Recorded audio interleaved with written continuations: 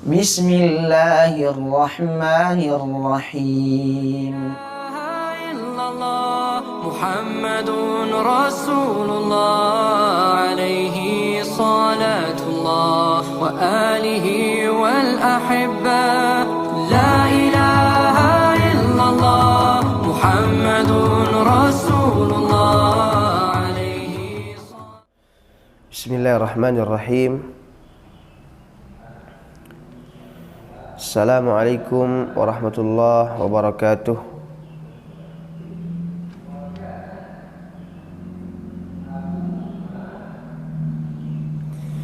Alhamdulillahi rabbil alamin. Allahumma lakal hamdu hatta tarda, wa lakal hamdu idza radit, wa lakal hamdu ba'da ridha. Allahumma salli wa sallim ala nabiyyina Muhammad wa ala alihi wa ashabihi ajma'in. Salli alaihi fil awwalin wa salli alaihi fil akhirin wa salli alaihi fil mala'il a'la ila yaumiddin. Allahumma la sahla illa ma ja'altahu sahla wa anta taj'alul hazna idza syi'ta sahla. Alhamdulillah, para hadirin, para pemirsa, azani Allah wa iyyakum. Alhamdulillah, di antara salah satu kesyukuran yang senantiasa kita ingat dan kita tunaikan sekuat kemampuan kita, ekspresi kesyukuran kita kepada Allah Subhanahu wa taala, bahwa kita masih diberikan oleh Allah Subhanahu wa taala inayah, hidayah, kemurahan, sehingga hari ini kita pun masih betul-betul menikmati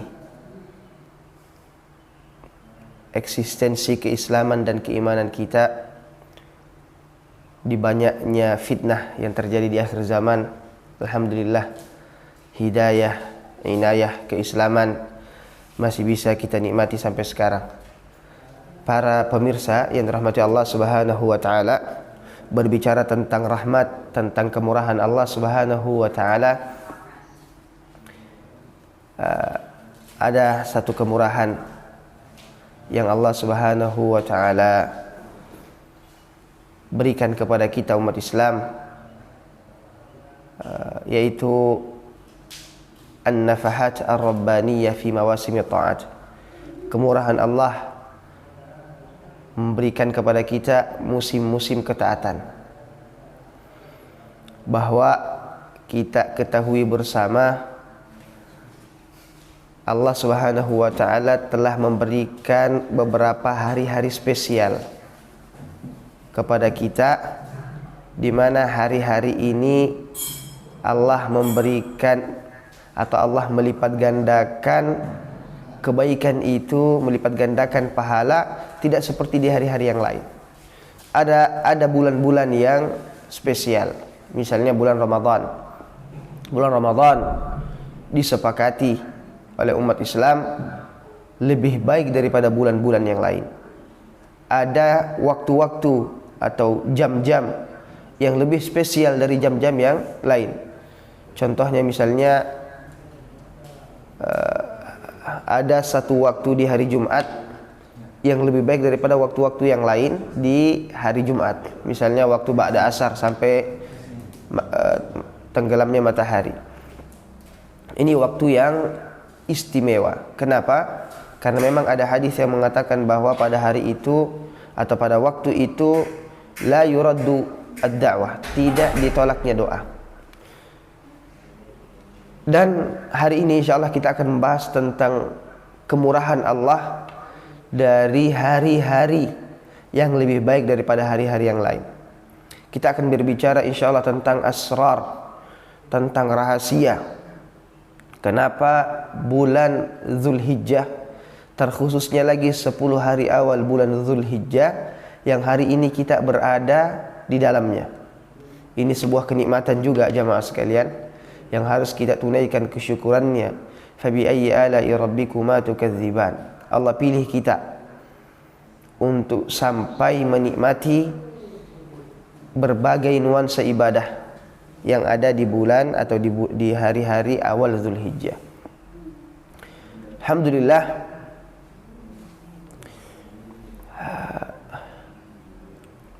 ada beberapa amalan yang kita coba gali. Di antara amalan-amalan kenapa bulan Zulhijjah ini awalnya menjadi bulan yang istimewa.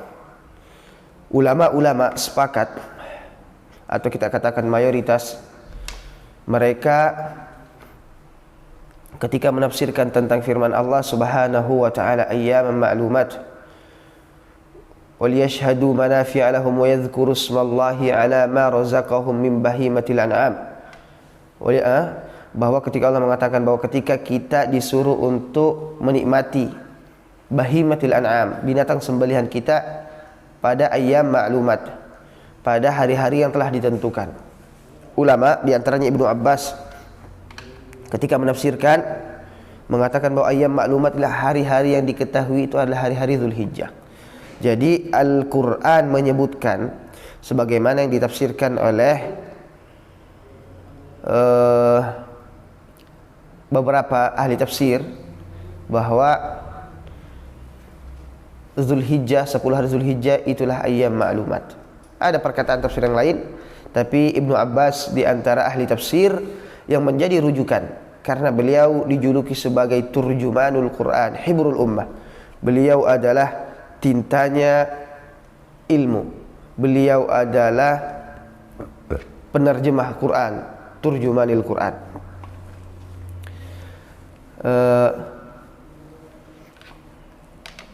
Jadi itu keutamaan yang pertama, bahwa Asyra Zulhijjah disebutkan di dalam Al-Quran sebagai tafsir ulama. Jadi ini adalah pengkhususan.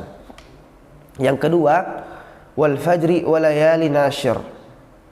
Ketika Allah menyebutkan wal fajar, demi waktu fajar, wa layalin ashr, demi hari yang 10. Ibnu Abbas dan yang lain, ulama-ulama, sahabat dan mufassirin setelahnya, mereka mengatakan bahwa yang dimaksud dengan layalin ashr adalah 10 hari Zulhijjah. Dan ini dipilih oleh beberapa pendapat juga oleh ulama-ulama muasir. Walayalin, 10 hari ashr yang 10. Allah bersumpah dengan hari yang 10 ini. Sedangkan ulama tafsir mengatakan bahwa Allah tidak bersumpah kecuali dengan sesuatu yang ajaib, sesuatu yang agung. Ketika Allah mengatakan wadduha, demi waktu duha, wal laili idza as'as, demi waktu malam, wal 'asr, demi masa. Allah bersumpah kepada makhluknya menunjukkan tentang keagungan, kebesaran. Maka ketika Allah bersumpah di 10 hari pertama ini, atau bersumpah dengan 10 hari pertama Zulhijjah, ini menandakan bahwa 10 hari Zulhijjah ini adalah hari yang sangat-sangat diistimewakan. Ada sebuah pertanyaan, walayalin, layalin itu kalau secara bahasa lebih identik diartikan malam. Walayalin, dan demi malam-malam al-ashir yang 10. Maka sebagian ulama pergi ke pendapat bahwa maksudnya adalah 10 malam Ramadan. Meskipun dibantah oleh ahli balaghah ketika mereka mengatakan bahwa kalimat layalin, kalimat lail atau layal itu mencakup siang dan malam. Secara balaghah dia bisa dipakai untuk diartikan sebagai siang maupun diartikan sebagai malam. Ini diantara keutamaan Asyra Zulhijjah, bahwa ia disebutkan di dalam Al-Quran dan Allah bersumpah tentang kebesarannya di dalam Al-Quran. Namun sebenarnya jamaah sekalian, yang paling jelas deskripsi tentang apa itu 10 Zulhijjah adalah hadis Nabi sallallahu alaihi wasallam yang diriwayatkan oleh Abi Hurairah melalui jalur Imam At-Tabrani dan yang lain, bahwa Asyra Zulhijjah tidak ada hari, ma min ayyamin, tidak ada hari, al-a'malu as-salih, amal saleh, ahabbu ilallah, lebih disukai dan dicintai oleh Allah melebihi 10 hari awal Zulhijjah. Jadi tidak ada amalan soleh yang dikerjakan di siang hari selama 1 tahun penuh, amalan sholat itu lebih istimewa di sisi Allah melebihi 10 hari Zulhijjah yang kita sekarang berada di dalamnya. Bayangkan 365 hari ibadah, hari-hari inilah yang paling disukai, paling dilipat gandakan pahalanya oleh Allah. Dan ini disepakati bahwa Asyura Zulhijjah adalah hari yang paling istimewa. Kalau malamnya disepakati bahwa 10 hari malam Ramadan akhir adalah yang paling istimewa dibandingkan malam-malam dalam 1 tahun. Adapun siangnya, sebagaimana dinukilkan oleh Imam Ibnul Qayyim Al-Jauziyah, siangnya adalah 10 awal Zulhijjah. Maka jamaah sekalian, nafahat, bonus atau kesempatan yang Allah berikan kepada kita untuk bisa memaksimalkan waktu di 10 hari awal Ramadan ini bukan biasa-biasa. Ini keistimewaan yang harus kita tangkap, yang harus kita tunaikan kesyukurannya, yang harus kita maksimalkan bagaimana kita bisa kemudian betul-betul mendapatkan jaminan pahala yang dilipat gandakan oleh Allah Subhanahu wa taala. Karena wailun summa wailun, kerugian dan kesengsaraan, dan di antara tanda-tanda bahwa Allah tidak menuliskan hidayah taufik kepada kita ketika kita kemudian disampaikan ke dalam sebuah sarana, ke dalam sebuah waktu yang mana kita disuruh untuk menutupi, kita disuruh untuk membayar utang di hari-hari yang telah lalu. Jadi ibaratnya kita manusia ini selalu terjatuh kepada kelalaian dan kefuturan. Itu sudah sifat dasar manusia. Bahwa an-nas dari kata manusia, dari kata an-nas. An-nas itu artinya dari kata nasa, yansa, melupakan, suka lalai. Maka kemudian Allah memberikan kepada kita momentum, kita bisa kemudian membayar utang-utang kita tadi. Di antaranya adalah bulan-bulan yang istimewa. Maka hidayah, kesempatan yang Allah berikan kepada kita ini betul-betul harus kita maksimalkan. Maka apa kira-kira amalan-amalan yang dianjurkan untuk kita semua yang diisi di 10 hari Zulhijjah? Kita ketahui jamaah sekalian, di antara yang menjadikan Asyura Zulhijjah ini istimewa, sebagaimana dikatakan oleh ulama, bahwa karena di dalamnya berkumpul ummahatul ibadah, induk-induk ibadah besar. Kalau bulan suci Ramadan ada puasa, ada qiyamul lail, sedangkan di Asyura Zulhijjah Allah kumpulkan ibadah-ibadah yang istimewa. Yang pertama, puasa. Kita dianjurkan untuk berpuasa dari awal Zulhijjah sampai kemudian 9 Zulhijjah, sampai puasa Asyura. Puasa Tarwiyah juga ada hari ke-8, Tasu'ah hari ke-9. Kemudian hari ke-10 kita kemudian berlebaran. Ini puasa. Jadi yang pertama bahwa 10 Zulhijjah ada perintah puasa. Berarti sama dengan Ramadan. Bedanya kalau Ramadan 1 bulan penuh, sedangkan Asyura Zulhijjah kita disunnahkan dari awal sampai tanggal 9 Zulhijjah. Kemudian kita juga disunnahkan untuk memperbanyak ibadah, membaca Al-Quran, membaca zikir, kemudian bersedekah di 10 Zulhijjah. Kemudian juga di 10 Zulhijjah ada ibadah haji, dan ini tidak terjadi di bulan-bulan yang lain. Ibadah manasik haji pada awal-awal Zulhijjah. Kemudian juga tentunya ibadah kurban. Ibadah kurban menapaktilasi sejarah pengorbanan Nabiullah Ibrahim alaihissalam. Kita akan berbicara nanti sedikit tentang apa kira-kira hikmah yang bisa kita ambil dari pelajaran syariat berkurban. Maka kita bisa menggarisbawahi atau kita bisa menentukan tentang apa saja sebenarnya amalan-amalan yang harus kita kerjakan untuk menggapai kemuliaan Asyura Dzulhijjah. Maka yang pertama puasa. Meskipun puasa di sini hukumnya sunnah, tapi sebagaimana janji Nabi sallallahu alaihi wasallam dalam hadis bahwa barang siapa yang berpuasa terutama nanti di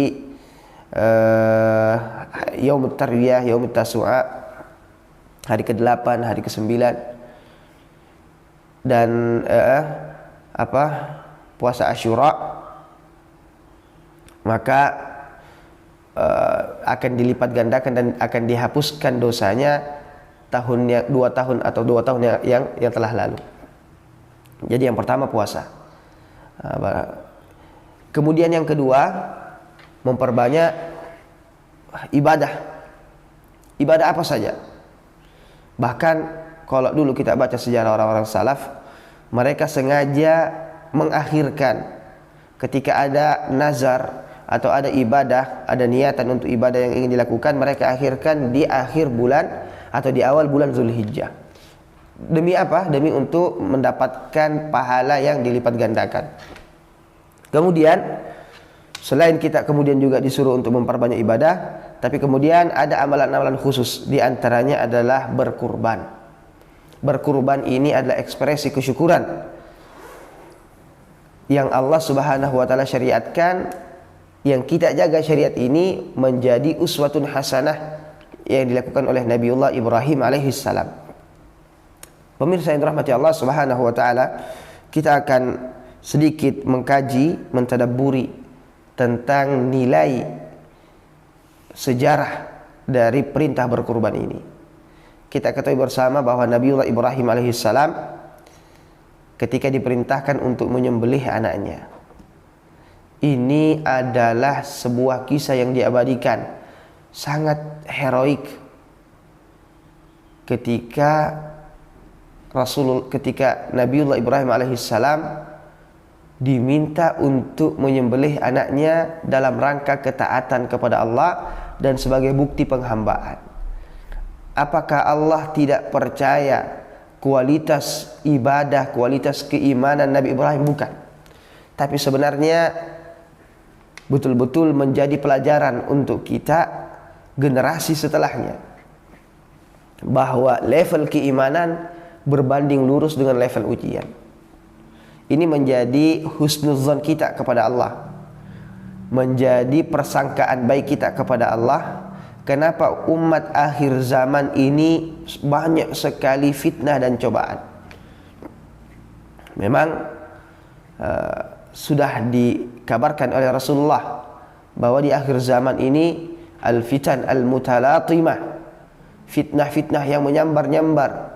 Maka Rasulullah kemudian mewanti-wanti kita umat akhir zaman, badiru bil a'mali fitanan ka qita'il lailil muslim, bahwa bersegeralah melakukan ibadah-ibadah, bersegeralah menabung untuk bekal akhirat, fitanan sebelum datang fitnah-fitnah, ka qita'il lailil muslim, yang gelapnya lebih gelap daripada malam yang paling gelap.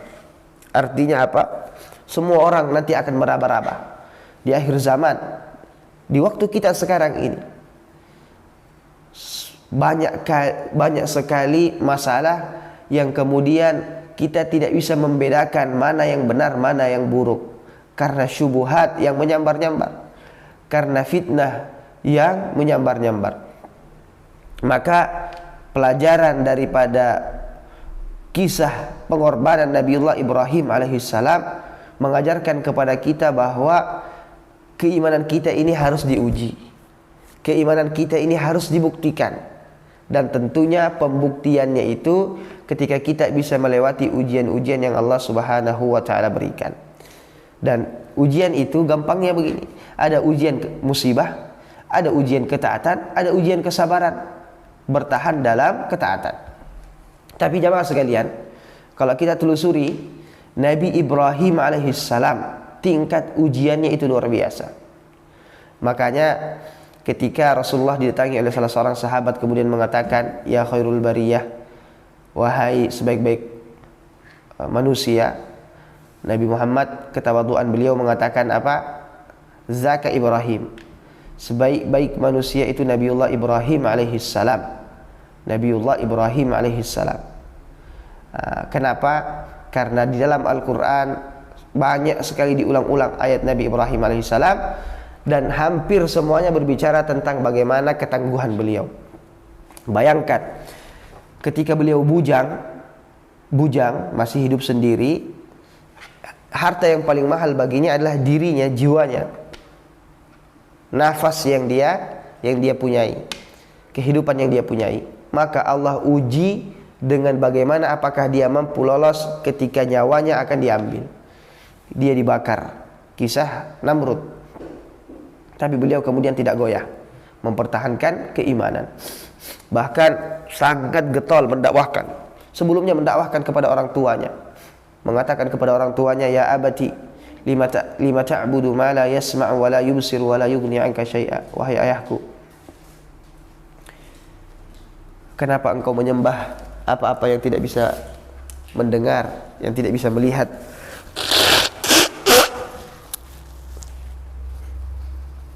Wala yughni 'anka syai'a, bahkan tidak bisa memberikan kepadamu sedikit pun pertolongan.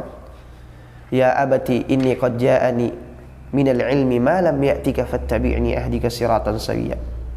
Wahai ayahku, telah datang kepadaku petunjuk yang tidak engkau dapatkan. Fattabi'ni, maka ikutilah aku. Beliau mengatakan bahwa tidak ada senioritas dalam berislam. Yang ada adalah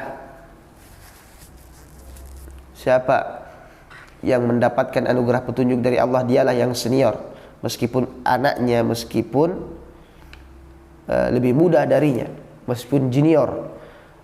Itu dikatakan Ibrahim bahwa hidayah Allah berikan kepada aku, tidak diberikan kepada fattabi'ni, maka ikutilah aku. Ya abati inni akhafu ay yamassaka azab. Wahai ayahku, apa yang aku lakukan ini agar kita sama-sama terhindar dari azab Allah.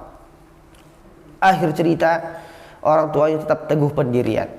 Azar, bapaknya, kemudian mengatakan, jangan engkau dakwahkan, jangan engkau ajak-ajak, jangan engkau rubah keyakinan kita, keyakinan nenek moyang kita. Pergilah dari rumah. Ini ujian pertama. Ketika kita hidup bersama dengan orang tua adalah kekayaan terbesar kita. Orang tua adalah tempat kita bersandar. Orang tua adalah tempat kita kemudian meluapkan segala ekspresi kecintaan. Tapi kemudian orang tua pun kemudian mengusir kita. Ini ujian pertama, beliau bersabar. Ujian kedua bersama dengan Namrud ketika akan dibunuh. Luar biasa. Dakwah beliau tidak takut celaan, bahkan tidak takut terhadap siksaan, untuk betul-betul menyampaikan risalah agama ini. Itu Nabiullah Ibrahim. Dan terakhir, ujian terakhir, dan ini yang akan kita bahas jamaah sekalian, ketika beliau sudah menikah, puluhan tahun menunggu punya anak, nanti setelah berumur 90 tahun lebih, sebagaimana dalam riwayat 90 tahun lebih, baru kemudian Allah anugerahkan kepadanya Ismail melalui ibunda Siti Hajar. Nabiullah Ismail ketika baru lahir, berumur jagung, masih berwarna merah darah, istilahnya masih baru lahir, tiba-tiba datang perintah agar mereka ini dibawa untuk tinggal di Ummul Qura, di Mekah, yang ketika itu Mekah tidak ada kehidupan. Bayangkan jemaah sekalian, anak yang lama ditunggu disuruh bawa ke sebuah tempat yang tidak ada kehidupan. Kalau kita berpikir, tentunya kita akan mengatakan tidak masuk di logika. Tidak ada kemanusiaan, tidak ada kasih sayang dari orang tua, di mana otaknya kok punya anak, punya istri, ditempatkan di tempat yang tidak ada kehidupan. Bahkan mungkin jin saja tidak mau tinggal di sana.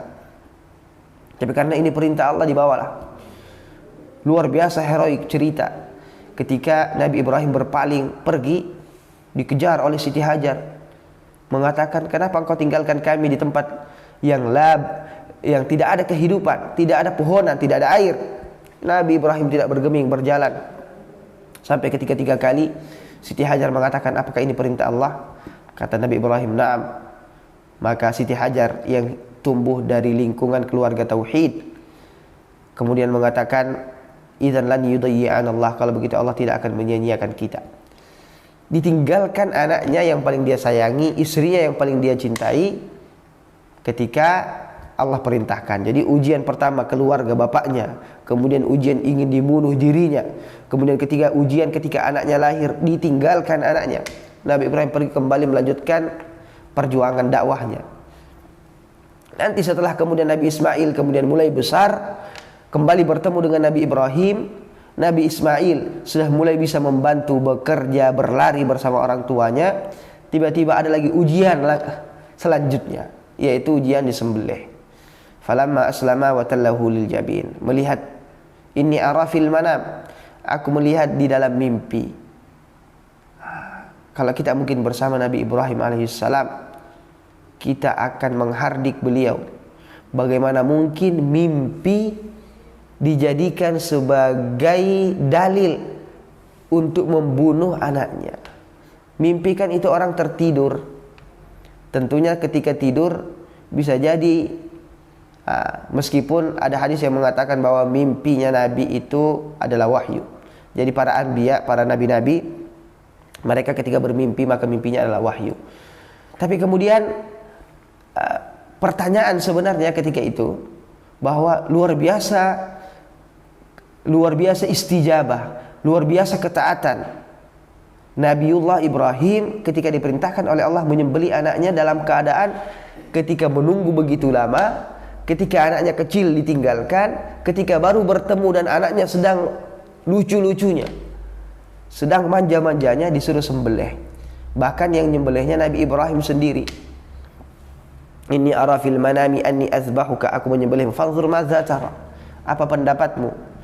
Anaknya juga yang telah dididik di dalam ketaatan kemudian mengatakan, lakukanlah, satajiduni insyaallah minas sabirin, saya akan bersabar. Jawab sekali, falamma aslama wa tallahu lil jabin, ketika sudah Nabi Ibrahim membaringkan anaknya mau disembelih, dibalik kepalanya anaknya ke atas, mukanya ke bawah.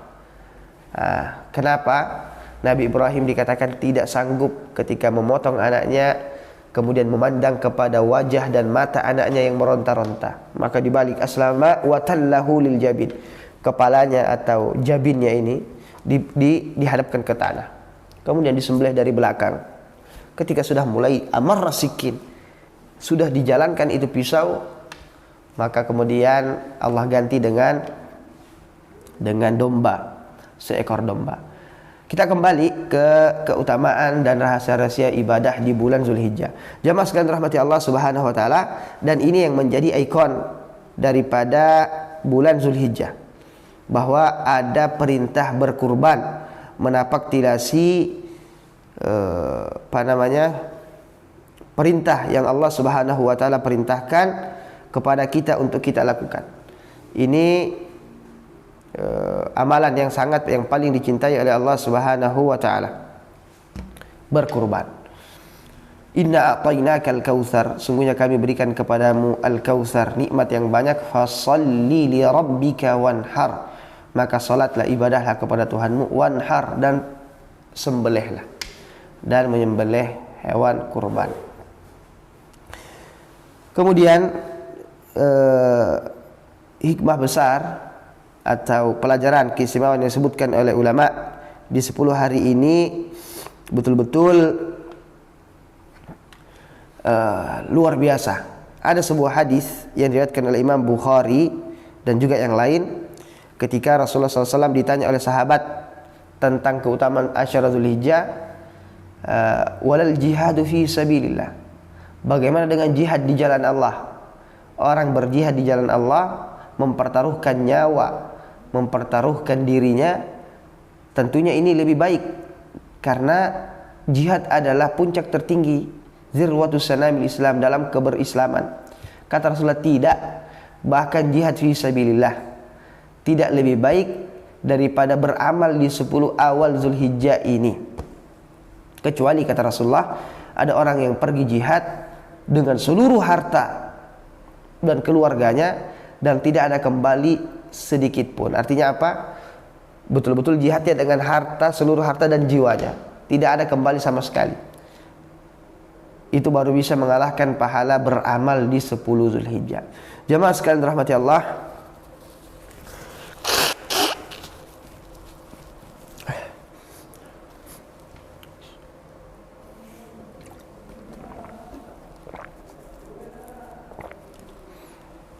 ini pertaruhan kita. Ini ajang pembuktian kita kepada Allah Subhanahu wa taala bahwa Allah masih sayang kita, Allah masih perhatian kepada kita, dan Allah masih memberikan kepada kita kesempatan. Sekarang kita telah masuk kurang lebih di pertengahan Zulhijjah. Ada beberapa hari lagi, dan tentunya semakin mendekati finish, semakin kita kemudian harus memacu segala potensi kekuatan kita. Semakin mendekati finish, kita tidak boleh kalah dari binatang yang dipakai untuk perlombaan. Ketika mereka, binatang-binatang ini mengerahkan segala kemampuan, karena cuma dua pilihan: kita menjadi pecundang atau kita mendapatkan kemurahan dari Allah, dituliskan nama kita sebagai orang-orang yang mendapatkan pahala lebih baik daripada berjihad fisabilillah. Jamaah sekalian, tanda ciri kemunafikan yang paling jelas, kata Rasulullah, adalah ketika ada orang yang tidak pernah terbesit di dalam hatinya jihad fisabilillah. Di zaman kita sekarang ini, akses untuk kita kemudian mewakafkan diri kita untuk jihad ini betul-betul remang-remang, tidak jelas. Banyak sekali fitnah di sana sini, syubhat di sana sini, kesemrautan di sana sini. Kita tidak faham jihad seperti apa yang bisa kita lakukan sekarang. Jihad seperti apa yang bisa kita lakukan? Apakah jihad qital? Apakah jihad betul-betul dengan senjata? Di mana tempatnya, bersama siapa, apa yang didukung? Semuanya serba semraut sekarang, serba tidak jelas. Ini mendukung siapa, ini mendukung siapa? Tidak ada kejelasan. Atau bahkan mungkin ada yang jelas, tapi kemudian akses ke sana yang tidak mungkin. Sekarang ini kita ketahui bersama bahwa jihad yang paling jelas sekarang apa yang terjadi di Palestina. Tapi kemudian apakah kita dibolehkan untuk pergi ke sana? Bahkan secara syariat sekarang ini ulama OKI atau organisasi ulama Rabitul Ulama Al-Islami, mereka fatwanya mengatakan tidak disyariatkan pergi berjihad ke Palestina sekarang. Kalau mau jihad, jihad harta, kirim harta, bantu mereka, karena jumlah mereka pejuang di sana ada. Tapi kemudian kita pergi ke sana tentunya bukan maslahat, ketika harus melewati berbagai macam rintangan. Baik jamaah sekalian, yang ingin saya sampaikan bahwa kita tidak boleh kalah dan tidak boleh melalaikan kerugian yang besar ketika Allah telah menunjuk kita untuk bisa melewati hari-hari ini, kemudian tidak memaksimalkan amalan-amalan tadi yang kita sebutkan. Yang pertama puasa, sunnah dari awal. Kemudian tentunya yang paling disunnahkan ada 2 hari terakhir sebelum kita masuk kepada hari raya Idul Kurban. Karena memang ada hadis khusus yang mengatakan bangsa berpuasa 2 hari, Taswa wa Asyura, maka akan diampunkan 2 tahun dosanya yang telah lalu. Betapa butuhnya kita diampunkan dosa kita oleh Allah Subhanahu wa taala. Bahkan hari ini, dosa hari ini, dosa kemarin, kita masih belum punya jaminan. Dosa kita, gibah kita, kelalaian kita, tutur kata kita, bahkan apa yang terbesit di dalam hati kita, terkadang fikiran kita, lamunan kita, belum lagi hak-hak kita kepada Allah, hak-hak kita kepada sesama, hak-hak kita untuk agama. Banyak sekali kelalaian, banyak sekali keteledoran. Kita belum tahu sudah diampunkan atau belum.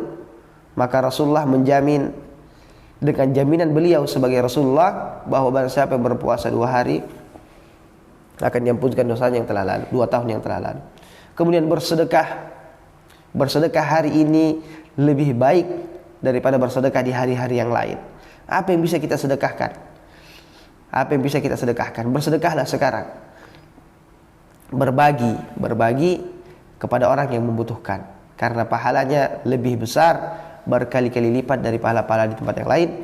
Dan tentunya sebaik-baik sedekah di hari-hari ini adalah bersedekah untuk hari raya Idul Kurban.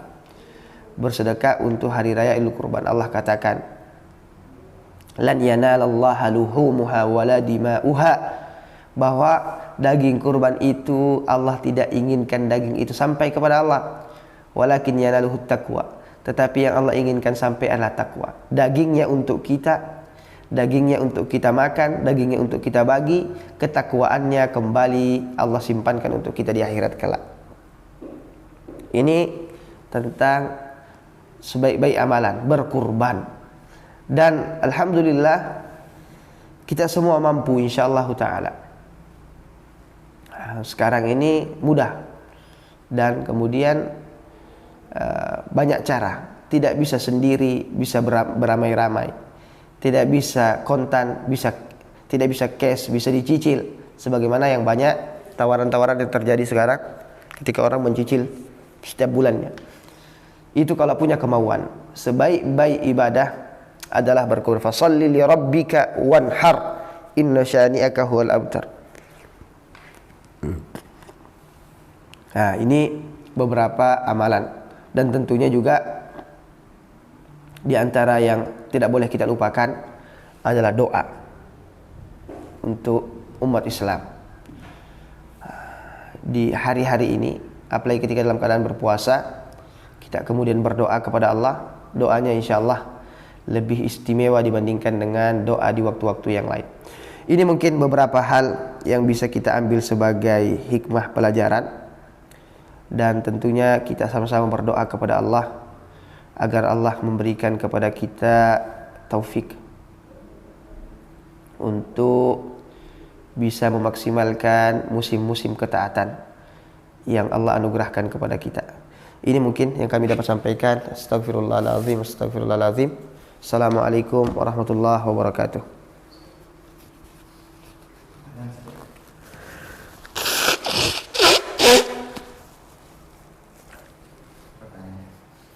Baik, ada beberapa pertanyaan.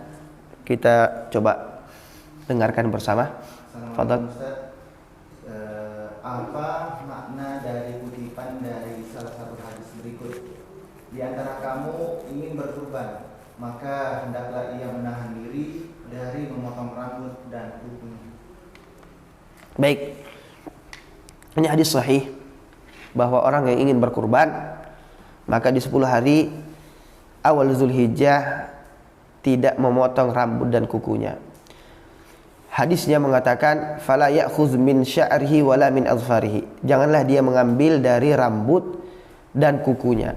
Ada pendapat yang mengatakan maksudnya tidak boleh mengambil kuku dan rambut, maksudnya rambut dan kukunya hewan. Jadi yang tidak boleh dipotong itu rambutnya domba, misalnya kita mau memotong domba. Ini pendapat, tapi ini pendapat yang marjuh, pendapat yang lemah.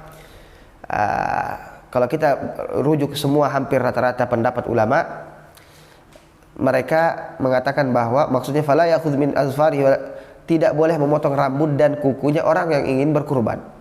Jadi kita ini misalnya ingin niat kurban, maka ketika masuk di hari awal Zulhijjah, biarkan kuku kita panjang, jangan dipotong. Ada hikmah kenapa kok kita dilarang? Karena ada hadis yang mengatakan bahwa nanti ini kuku kita dan rambut kita yang semakin panjang sampai di akhir bulan Zulhijjah, kemudian ketika kita memotong kurban kita, maka dia akan menjadi saksi keselamatan kita dari siksa api neraka. Maka semakin banyak yang menjadi saksi ketika kuku kita semakin panjang untuk kita potong. Itu diantara takwil bahwa rambut kita nanti akan menjadi saksi dan akan menjadi pembebas kita dari siksa api neraka. Artinya apa? Akan memberikan kepada kita syafaat. Maka ilahnya atau penyebabnya kita disuruh untuk membiarkan dulu rambut kita itu untuk tidak dipotong dulu. Wallahu alam. Itu apa yang dikatakan, apa yang dikatakan oleh ulama. Ini ada beberapa pertanyaan. Pertama, terkait mimpi, ada ustadz atau kiai yang mengaku pernah bermimpi bertemu bahkan berkomunikasi dengan Rasulullah dalam mimpinya. Apakah informasi tersebut bisa dipercaya? Pertanyaan kedua, jika misal kita bermimpi bertemu dengan seseorang yang sudah meninggal dan memberikan sesuatu pesan kepada kita, bagaimana sebaiknya kita menyikapi hal tersebut? Yang pertama, ada pertanyaan tadi tentang ada Pak Kiai yang mimpi bertemu dengan Rasulullah Sallallahu Alaihi Wasallam. Yang pertama, bahwa siapa yang bermimpi bertemu Rasulullah, maka itu betul Rasulullah yang dia lihat. Jadi Rasulullah tidak bisa diserupai atau tidak bisa dicontohi, diikuti bahkan dalam mimpi. Jin tidak bisa kemudian menyamar menjadi Rasulullah dalam mimpi kita. Maka barang siapa yang melihat Rasulullah dalam mimpinya, maka dia benar bertemu dengan Rasulullah. Adapun klaim orang, baik itu kiai, orang biasa, ustadz, penghafal Quran atau bukan, semua klaimnya itu ya kembali kepada kejujurannya dia. Ketika kita pribadi kemudian mengatakan bahwa kita melihat Rasulullah, maka itu betul Rasulullah yang kita lihat. Itu betul Rasulullah, karena Rasulullah tidak bisa diserupai oleh jin dalam mimpi. Adapun klaim tadi, misalnya ada orang yang mengklaim bahwa dia telah melihat Rasulullah, kembali kepada pribadi orang masing-masing tadi. Kalau dia jujur, maka benar apa yang dia katakan. Kalau dia berdusta, maka kembali juga kepada dirinya. Kemudian pertanyaan yang kedua, mimpi bertemu dengan seseorang, kemudian menasihati sesuatu atau memberi sesuatu. Rujukannya, Bapak Ibu, kalau kita bermimpi, kemudian di mimpi kita bertemu seseorang, orang soleh kah atau siapakah memerintahkan kita kepada sesuatu, rujukannya sekarang adalah menimbang mimpi kita itu, perintah itu dengan syariat. Karena sekarang mimpi itu bukan menjadi wahyu. Tidak boleh sekarang kemudian beramal berlandaskan mimpi. Kalau kita mimpi disuruh begini dan begini, dilihat apakah sesuai dengan syariat atau tidak. Saya disuruh bermimpi untuk bersedekah di 10 hari terakhir.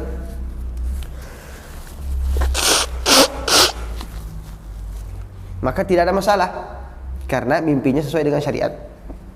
Tapi tiba-tiba ada yang bermimpi, saya bermimpi bertemu dengan orang soleh, disuruh potong ayam dari kakinya, misalnya. Kemudian ayamnya nanti disimpan di tempat sini. Ini mimpi seperti ini biar mimpi bertemu dengan Nabi, tapi kemudian perintahnya seperti itu. Jadi artinya apa? Bahwa segala sesuatu ditimbang dengan kacamata syariat. Kalau kita bermimpi kemudian mimpi kita sesuai dengan syariat, maka itu sebagai tambahan motivasi kita.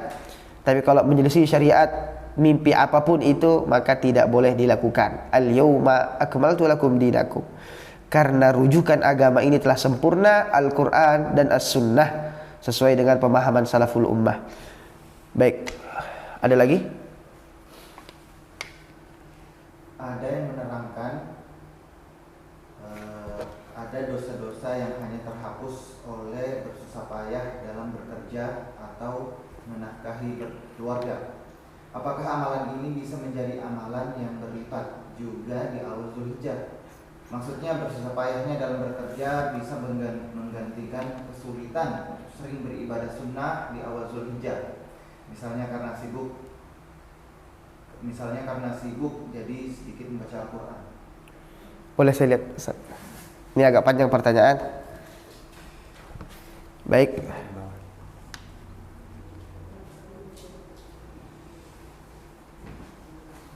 Ya, betul sekali.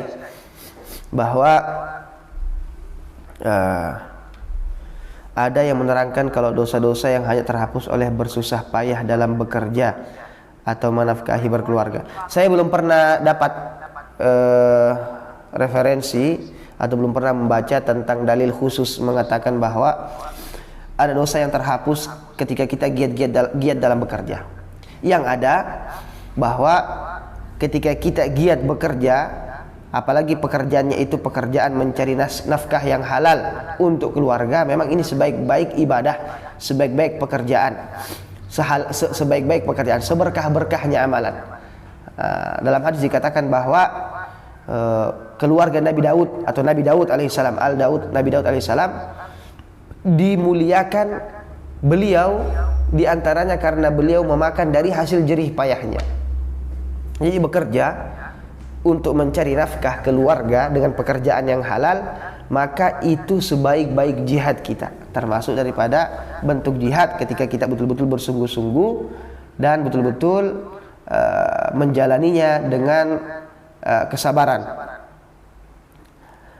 Dan pasti jadi pekerjaan kita di luar bulan Zulhijjah, kalau niat kita untuk tadi menafkahi keluarga dengan nafkah yang halal, ini menjadi amalan yang diterima oleh Allah Subhanahu wa taala. Dan ketika di bulan Zulhijjah kita kemudian juga mengamalkan atau bekerja dengan niatan tadi, dengan tendensi tadi, bekerja untuk menambah bekal akhirat. Itu yang harus digarisbawahi. Mencari nafkah keluarga agar keluarga makan dari makanan yang halal. Mencari nafkah untuk keluarga agar keluarga bisa hidup bersandar kepada rezeki yang Allah berikan, tidak meminta-minta. La yas'aluna an-nasa ilhafa. Tidak meminta-minta. Bekerja agar keluarga bisa berinfak untuk agama. Bekerja agar bisa membantu keluarga, membantu orang lain. Bekerja agar tidak menjadi orang yang tangannya di bawah terus meminta-minta.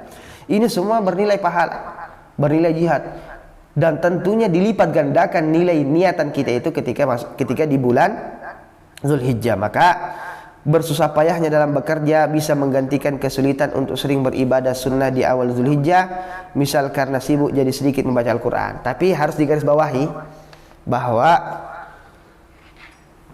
pekerjaan kita, aktivitas kerja kita yang kita niatkan untuk Allah Subhanahu wa taala, untuk bisa hidup dengan bisa hidup dengan kehidupan yang normal, bisa kemudian membiayai segala kebutuhan. Ini pekerjaan yang betul-betul orientasinya harus diorientasikan akhirat. Karena kapan kita bekerja di dunia ini, kemudian tidak ada orientasi pekerjaan kita ini untuk tabungan kita akhirat, maka dia akan hilang sia-sia. Kal an'am, sebagaimana hewan yang kemudian pagi sudah bangun, pergi untuk mencari rezeki, untuk makan, dan begitu terus yang dia lakukan. Yakuluna, makan dan minum, mereka juga makan dan minum. Tapi kemudian yang harus kita bawahi bahwa kesibukan kita, apapun kesibukan itu, bagaimanapun tendensinya, ada kesibukan yang murni, kesibukan itu kesibukan akhirat, dan itu tidak boleh dilupakan. Jadi begini, pekerjaan kita, niatnya kita niat akhirat, betul. Tapi kemudian tidak bisa kita pungkiri bahwa dia juga ada hazum minad dunya. Dia itu setengahnya masih bernilai dunia. Kenapa? Karena memang untuk kebutuhan dunia kita, meskipun niatannya kita tercatat. Tapi ada ibadah yang memang ibadah itu ibadah akhirat. Tidak ada sedikit pun keuntungan dunianya. Tidak ada keuntungan dunianya. Seperti misalnya membaca Al-Quran. Membaca Al-Quran betul-betul tabungan untuk akhirat. Untuk akhirat. Bagaimana mungkin kita capek, kita mungkin kering lidah kita haus, kemudian kita bergadang kalau kita baca Quran di malam hari. Semuanya betul-betul nilainya nilai ibadah, nilai tidak ada keuntungan cash yang kita dapatkan secara kasat mata ya. Karena kalau secara secara doktrin kita bahwa Al-Quran itu memberikan kebahagiaan fid dunya wa fil akhirah. Dia akan memberikan kepada kita di dunia dan di akhirat, tapi mungkin tidak kelihatan langsung secara kasat mata. Nah, ini harus dipahami. Amalan-amalan akhirat tadi ini juga harus menjadi prioritas. Salah ketika kita kemudian mengatakan, oh kan saya ini pekerjaan saya full setiap hari. Sudah capek kalau pulang ke rumah. Sudahlah, sudah cukup tadi ini karena saya niatnya ini untuk akhirat. Saya niatnya untuk agar bisa hidup. Sudah cukup. Insya Allah saya nilai pahala saya nilai jihad. Tidak usah membaca Al-Quran. Nah, ini salah. Nah, jangan sampai kita bolak-balik ini. Allah katakan wabtaghi fima atakallah daral akhirah. Kehidupan kita seyogianya, intinya kehidupan kita untuk mendapatkan bekal akhirat. Wala tansa nasibaka minad dunya, dan jangan lupa bahwa kamu juga punya kewajiban di dunia. Di antara kewajiban tadi yaitu misalnya mencari nafkah. Ayatnya jelas. Kehidupan kita seluruhnya untuk akhirat. Ada sedikit yang jangan dilupakan untuk dunia. Jangan dibalik. Hidup saya semuanya untuk dunia, kemudian sisa-sisanya saya kasih untuk bekal akhirat saya. Ini yang ingin saya jelaskan bahwa tidak benar pendapat atau anggapan ketika kita mengatakan bahwa kesibukan saya yang juga memang kesibukan ini untuk mencari nafkah, mencari rezeki halal, ini juga saya niatkan untuk akhirat. Kalau begitu maka saya tidak apa-apa berkompromi terhadap kelalaian saya dalam aktivitas-aktivitas akhirat saya. Ini tidak benar. Yang benar adalah berikan waktu yang sebaik-baiknya untuk akhirat dan laksanakan tugas pekerjaan dunia kita dengan seikhlas-ikhlasnya. Insyaallah ta'ala dengan menggabungkan keduanya ini insyaallah kita akan mendapatkan kebahagiaan di dunia dan di akhirat. Wallahu a'lam. Cukup. Alhamdulillah, kita akhiri majlis kita ini dengan sama-sama membaca kafaratul majlis. Kemudian kita akan tutup dengan bersama-sama berdoa kepada Allah Subhanahu wa taala. Subhanakallahumma rabbana wa bihamdika asyhadu an la ilaha illa anta astaghfiruka wa atubu ilaik. Alhamdulillahi rabbil alamin. Allahumma shalli wa sallim ala nabiyyina Muhammad wa ala alihi wa sahbihi ajma'in. Allahumma ya hayyu ya qayyum, ya hannanu ya mannan, ya arhamar rahimin, ya akramal akramin. Allahumma aghithna. Allahumma ya hayyu ya qayyum birahmatika nastaghith. Aslih lana sya'nana kullah wa la takilna ila anfusina tarfata 'ain. Allahumma wa ati nufusana taqwaha wa zakkiha anta khairu man zakkaha anta waliyuha wa maulaha. Ya akramal akramin, Allahumma aktubna fi hadzal 'ashril awail min syahri dzil hijjah min utaqaika minan niran. Allahumma aktub lana at-tawfiqa والتوفيق في العمل يا أرحم الراحمين. اللهم يا حي يا قيوم، اللهم كفر عنا سيئاتنا وتب علينا إنك أنت التواب الرحيم. اللهم اهدنا واهد بنا واجعلنا سببا لمن اهتدى. ربنا ظلمنا أنفسنا وإن لم تغفر لنا وترحمنا لنكونن من الخاسرين. اللهم اجعل اجتماعنا هذا اجتماعا مرحوما وتفرقنا من بعده تفرقا معصوما ولا تجعل فينا ولا معنا ولا بيننا شقيا ولا محروما برحمتك يا أرحم الراحمين. Wassalamualaikum ala nabiyina Muhammad wa ala alihi wasallam. Alhamdulillahi rabbil alamin. Kita akhiri. Assalamualaikum warahmatullahi wabarakatuh. Muhammadun Rasulullah.